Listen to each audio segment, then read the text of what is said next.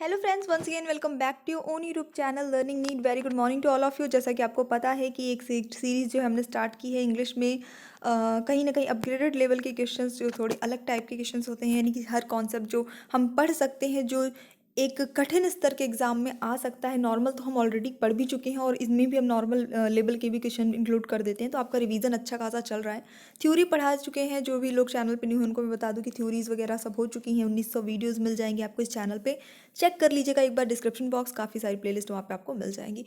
Anyways, तो ये हमने स्टार्ट किया है और अगर आप इसे पसंद कर रहे हैं, क्योंकि कमेंट्स आते हैं कि इसको कंटिन्यू रखिए, तो प्लीज़ थोड़ा सपोर्ट भी करिए शेयर वगैरह करके। चलिए स्टार्ट करेंगे सेशन बिना टाइम वेस्ट किए, और निश्चित रूप से आज आपको कुछ नया तो सीखने को मिलने वाला है इंग्लिश ग्रामर में। स्टार्ट करते हैं। पहला प्रश्न आज का हो जाता है, I went because I was invited. Basic सा क्वेश्चन है। यहाँ पे बिकॉज आई वॉज इन्वाइटेड जो कि अंडरलाइंड है, यहाँ पे ये बताना है ये क्या है। मेन क्लॉज है, सब ऑर्डिनेट क्लॉज है, कोऑर्डिनेट क्लॉज है, या सिंपल सेंटेंस है।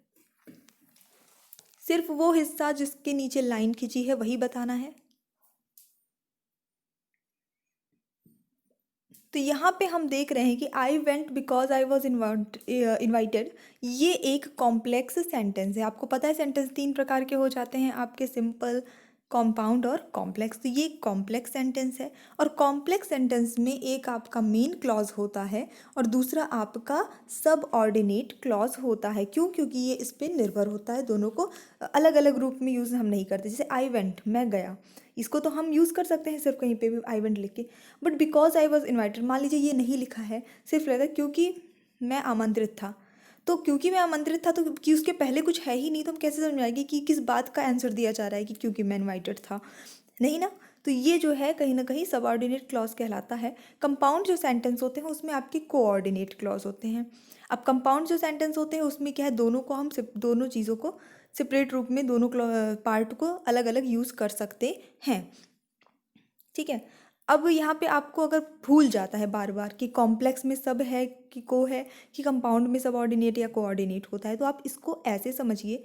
को वर्क, आपने को वर्ड सुना है, को वर्कर, को स्टाफ, को स्टार, ये सारे वर्ड्स तो आपने सुने हैं, यानी कि जो साथ में काम कर रहे हो, लेकिन हैं वो अलग अलग। साथ में काम करते हैं लेकिन है वो अलग अलग, उनका अपना अलग अलग काम है। एक साथ मिलके वो काम कर रहे हैं वो अलग बात है, लेकिन इंडिपेंडेंटली भी उनका कोई अस्तित्व है, इंडिपेंडेंटली भी वो काम कर सकते हैं। क्लियर? लेकिन सब क्या होता है, किसी के अंदर में रह के, है ना। जैसे कि कोई एक ब्रांच है, उसकी सब ब्रांच हो गई, तो है वो उसी के कहीं ना कहीं आश्रित, तो वो अपने मेन पर ही है ना। जो भी चीज़ सब करके होती है वो मेन पे ही डिपेंड होती है, ठीक है, उसके अंडर में होती है। तो कॉम्प्लेक्स सेंटेंस में क्योंकि एक जो है आपका उपाश्रित आश्रित उपवाक्य होता है, जिसको हम सबऑर्डिनेट क्लॉज कहते हैं इन इंग्लिश। ठीक है, आई जस्ट होप ये क्लियर हो गया होगा। यहाँ पे आपको आइडेंटिफाई करना है सेंटेंस को इस टाइप का है। The night was dark and we could not know the way. बिल्कुल अभी थोड़ी देर पहले समझाया ना कंपाउंड क्या होता है, कॉम्प्लेक्स क्या होता है। द नाइट वॉज डार्क अकेले यूज़ कर सकते हैं इसको, है ना। रात जो है मतलब अंधेरी थी, अंधेरी रात थी।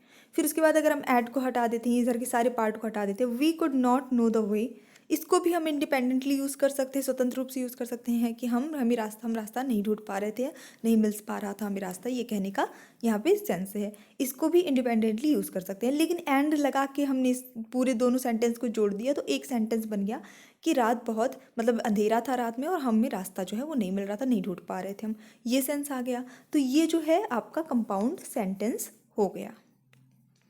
आई saw him go, passive voice में चेंज करिएगा तो क्या बनेगा, he seems to be gone, he was seen to go, both are correct, none of these.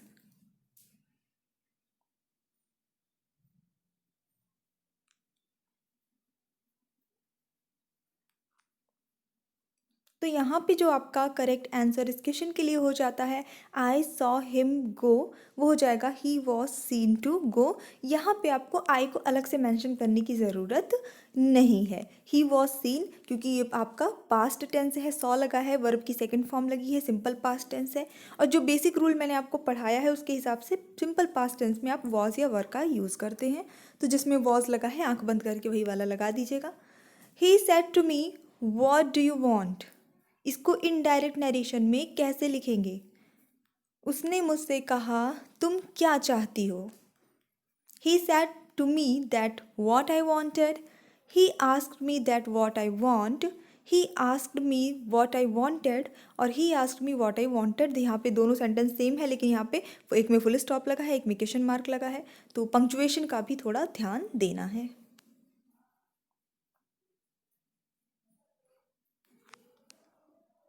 So correct answer यहाँ पे जो आपका हो जाता है ऑप्शन नंबर सी हो जाएगा।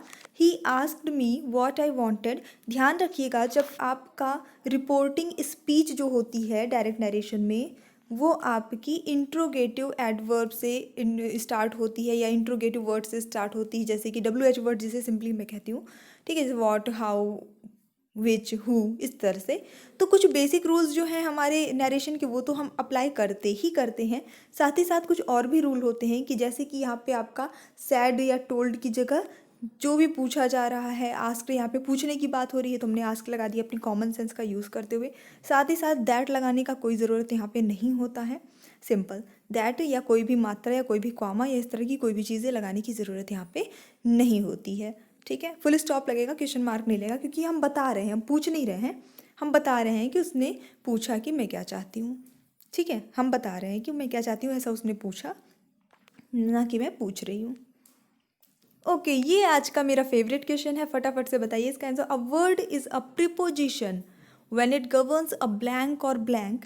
It is an blank when it does not govern a noun or a pronoun. एक हिंट मैंने आपको क्वेश्चन में ही दे दिया है, तो आधा आंसर आपको वहीं से मिल जाएगा, बाकी थोड़ा सा पढ़ के समझिए। एक शब्द प्रीपोजिशन होता है कब? जब वो इसके ब्लैंक और ब्लैंक यानी इसमें जो भी आएगा उसके गवर्न करे, ठीक है, हो ये। लेकिन वही शब्द कुछ और बन जाता है जब वो कोई नाउन या प्रोनाउन को गवर्न नहीं कर रहा हो।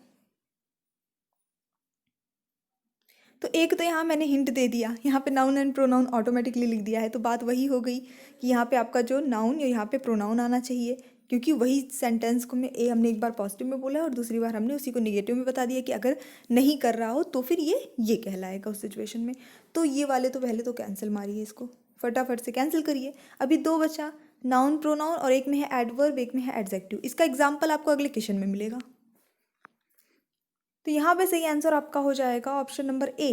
एक शब्द प्रीपोजिशन होता है अगर नाउन प्रोनाउन हो उसके बाद में कुछ, और अगर नहीं हो तो वो एडवर्ब बन जाता है। कैसे बन जाता है मैं इस क्वेश्चन में समझा देती हूँ, एक बार आपको लाइक कर देना है बस। ही वॉकड अराउंड, ये आपका एक सेंटेंस है। अराउंड यहाँ पे क्या है? प्रीपोजिशन है, एडजेक्टिव है, एडवर्ब है, या इनमें से कोई नहीं?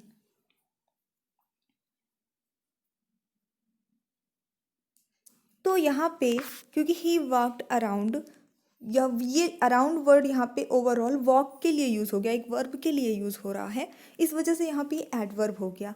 लेकिन इसी सेंटेंस में ही वॉकड अराउंड और इसके बाद मैं लगा देती the park, he walked around the park, इस तरह से लिख देती, तो क्या हो जाता? तब यही अराउंड प्रीपोजिशन कहलाता, क्योंकि इसके बाद एक वर्ब जो है नाउन लगा हुआ है, एक स्थान का नाम है। तो यहाँ पे ये हो जाता है कि वो कहाँ पे वॉक कर रहा है? अराउंड द पार्क, पार्क के आसपास, ठीक है, ये हो जाता। लेकिन अभी यहाँ पे है कि वो आसपास वॉक कर रहा है, ये वो या फिर वो वॉक कर रहा है, तो वो कहाँ वॉक कर रहा है? आसपास, या फिर वहीं पर जहाँ पे भी वॉक कर रहा है, तो ये इसको क्वालिफाई कर रहा है अराउंड वर्ड। इस सिचुएशन में द पार्क लगाने के बाद ये प्रीपोजिशन का रोल प्ले कर रहा है। बहुत बेसिक चीज़ें हैं, रूल्स हैं, पता होनी चाहिए आपको। ओके, शेल्डम का एंटोनिम बताइएगा। Often, frequently, none of these, both A and B. Seldom का अर्थ होता है कि पहले भी कई बार बताया हुआ है, शेल्डम का अर्थ आया है सेंटेंसेस में हमारे। तो शेल्डम का अर्थ होता है जैसे कभी कभार, कदाचित।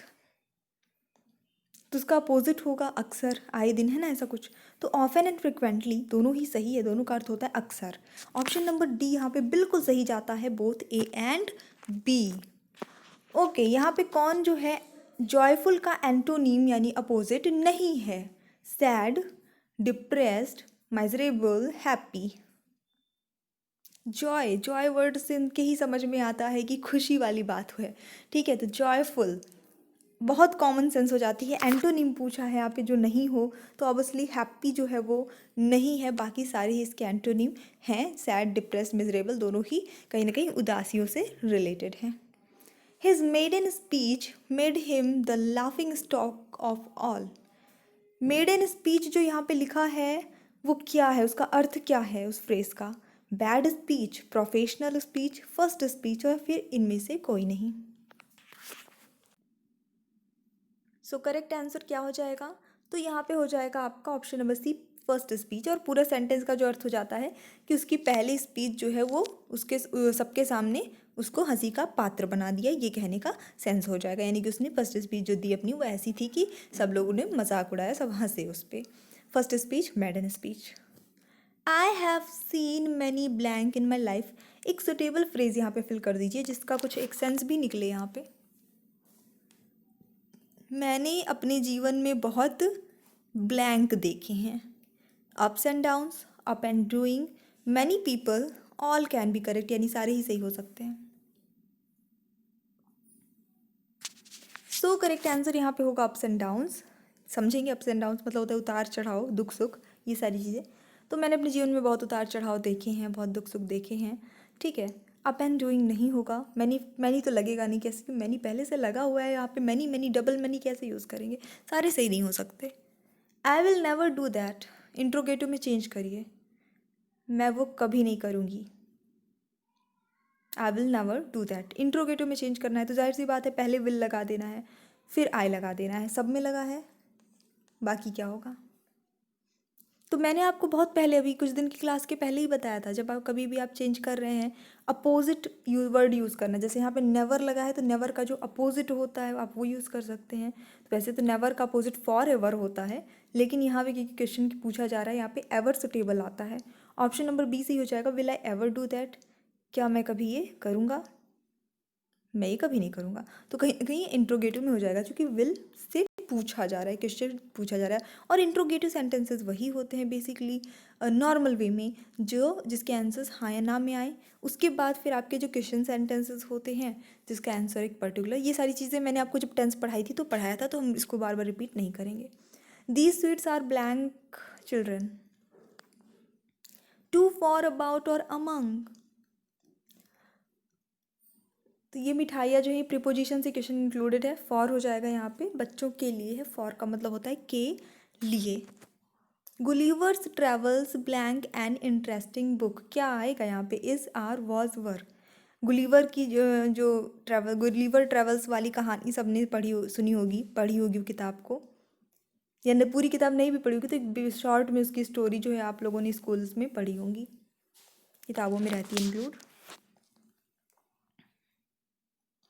तो यहाँ पे जो सही आंसर होगा इज हो जाएगा। अब ये गुलिवर्स ट्रेवल्स ये नाम है किताब का, यहाँ पे एस लगा है, इसका मतलब ये नहीं है कि ये प्लूरल है। सेकंड थिंग, यहाँ जब एन लगा हुआ है ऑलरेडी तो हमें ये चीज़ समझ में आ रही है कि एक वचन की ही बात हो रही है, ठीक है, तो इज लगाया। वॉज क्यों नहीं लगाया, क्यों, क्योंकि किताब ऐसा नहीं कि किताब थी, किताब अभी भी है, हमेशा रहेगी, इसलिए हम इज लगाएंगे। None of the teachers blank here, क्या आना चाहिए, इज, आर, दोनों सही है या दोनों गलत है। None of the teachers is here, none of the teachers are here.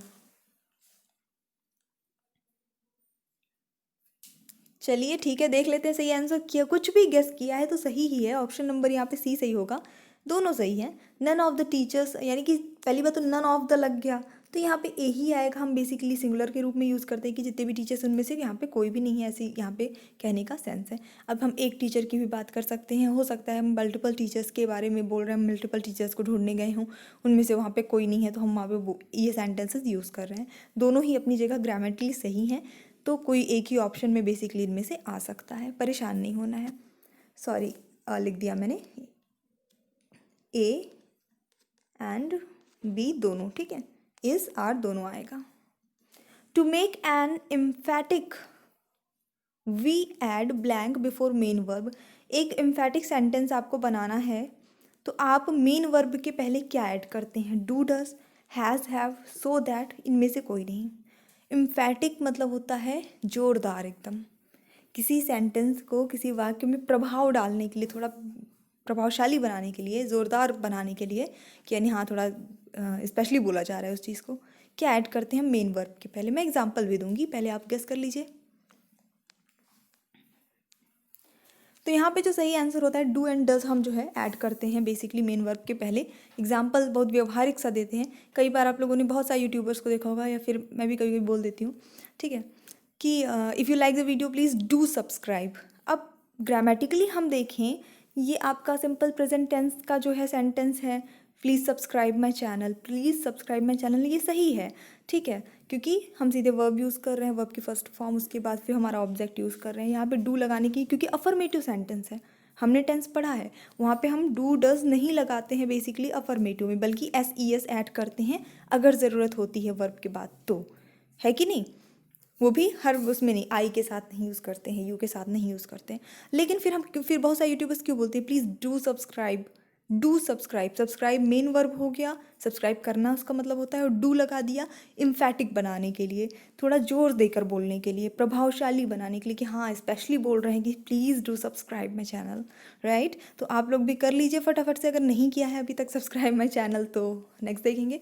Next है ही नहीं, खत्म कंप्लीट हो चुके हैं हमारे 15 questions. So if you like, don't forget to like, share and या please do subscribe my channel. So thanks for watching, keep studying and bye bye.